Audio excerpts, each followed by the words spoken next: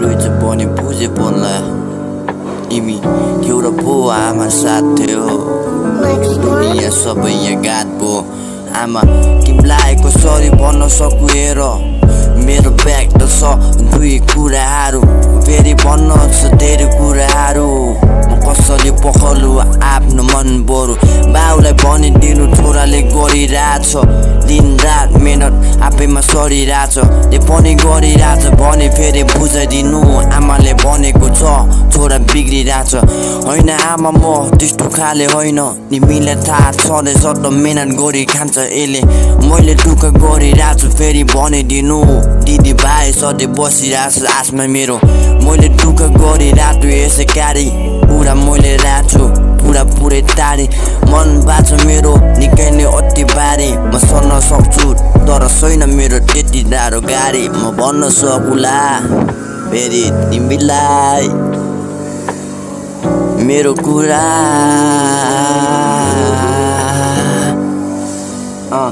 मेरो मेहनतको शरम छ एक दिन पक्क हाम्रो नि दिन आउँछ मैले गरिरहेछु दिन रात तर मेरो पहिले हार खाने छैन तिमीले भन्नु छोरा कसरी के गरिरहेछस् दिन रात मात्र मेहनत छ आमा हेर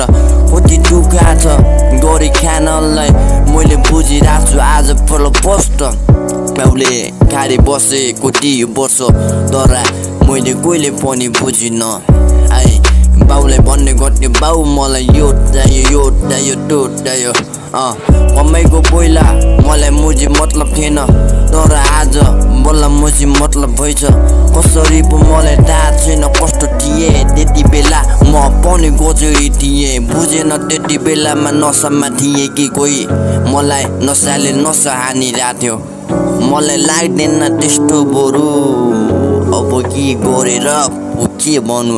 विगतको कुरा सम्झिरहेको छु त्यही कुराहरू आफैमा किन कोटिरहेको छु फेरि बोल्नु मन छ धेरै कुराहरू मैले पोखे जस्तो केही छैन पुरा बरु भन्नु मन छ आमा तिमीलाई मन खोलेर मेरो ढोकोहरू मेटिरहेको छु मन खोलेर तिमीलाई सुनाउन खोजिरहेको छु मन खोलेर तिमीलाई बुझाउने छु एक दिन मन खोलेर मेरो